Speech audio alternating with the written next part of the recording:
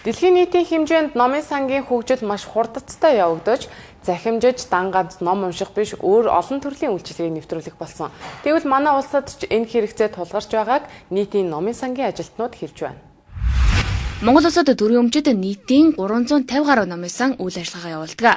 Харин сүүлийн үед номын сангийн үйлчлүүлэгчдийн та буурч байгаа тухай мэдээлдэг. Тухайлбал үндэсний төв номын сан өнөөдрийн байдлаар 60 мянган тогтмол уншигчтай, жилдээ 1000-аас 2000 хүн шинээр уншигчийн үнэмлэх нээлгдэг байна. Харин өмнө нь жилдээ 4-өөс 5 мянган хүн уншигчийн үнэмлэх нээлгдэг байсан тухай ажилтнууд нь хэлж байгаа юм. Энэ нь нэг талаар номын дэлгүүр, ном унших кафе олноороо бий болсон иргэдийн ном худалдаа авах эдийн засгийн чадамж сайжирсантай холбоотой. Харин нөгөө талаар номын сангийн хөгжилтэй холбоотой болохыг хэлж байна. Номын сан гэдэг бол одоо дэлхийд бас өөрөөр хардаг байсан. Номын сан гэдэг бол зөвхөн одоо тэнд байгаа цаасан хэвлэл номыг танхим суугаад унших биш. Номын сан гэдэг бол одоо тэнд байгаа мэдээллийг янз бүрийн хэлбэрээр захин болон одоо хэсэгчилсэн түүнийг одоо тусгаарлан судалсан, уншигчдад зориулсан хэлбэрүүдийг бий болгосон. За үйлчилгээний хувьд одоо захин уншлага байна. Одоо гэрээр ном олгох, гэр бүлийн хүүхдтэйгээ унших, одоо чөлөө танхим одоо ярьж унших.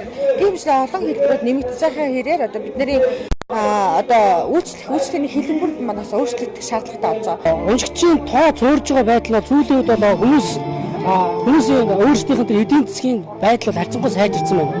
Хүмүүс өөрсдөө дэлгүүрээс намаа худалдаад авчих тийм боломжийн болцсон байна.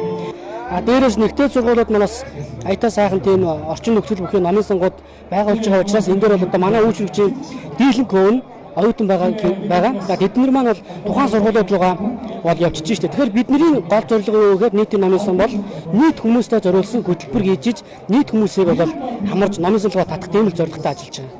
Түүнчлэн номын сангууд номын фондоо шинжлэхэд улсаас олгодог төсөв хангалтгүй байдаг байна. Тухайлбал Монголын үндэсний номын санд жилдээ ном авах 40 сая төгрөгийг олгодог нь нийт хэвлэгдэн гарч байгаа номны 30 орчим хувийг нь л худалдаа авахд хүрэлцдэг байна. Мөн нийслэлд 4 газар үйл ажиллагаа явуулдаг хотын төв номын санд ч 30-аас 40 сая төгрөгийн санхүүжилтийг олгодог бол хүүхдийн номын санд 28 сая төгрөгийг олгодог байна. Номын сан маань хамгийн гол юм нь одоо ном хэвлэлээр баян байж байгаа цаг хөмрөг маань одоо төрлийн шилжихуйн номыг авчиж тухайн хүнд үйлчлэх ёстой. Гэвтэл одоо Монгол улсын номын сангийн үндэсний номын сангийн төсвийн тухайд бол 40 сая төгрөг байдаг. 40 сая төгрөг гэдэг маань одоо өнөөдрийн Монгол улсад жилд хэвлэгдэж гарч байгаа номын дөнгөж 30% авах хэмжээний одоо ийм одоо төсөвтэй.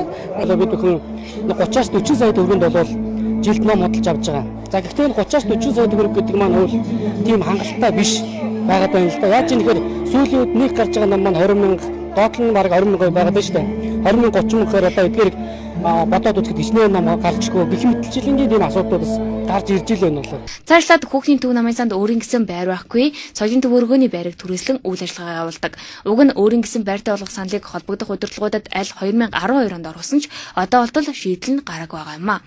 Тус намын сангаар нэг жил дунджаар дийлэх ерөнхий боловсролын сургуулийн болон сургуулийн өмнөх насны 120-аас 130 мянган хүүхэд өрсөлдөг байна. Эрэлтэх байгаа ч хэрэгцээг бүрэн хангах боломж байдаг байгаа юм. Энэ мэд нийтийн номын сангуудад тулгардаг асуудал олон байна. Ялангуяа ихтэй сургуулиуд болон хувийн номын сан, номын кафенуудын үйл ажиллагаа улам өргөжин сайжирч байгаа энэ үед нийтийн номын сангуудаа орхигдуулахгүй байх дэлхийн стандартад нийцүүлэх шаардлага тулгарч байгаа юм а.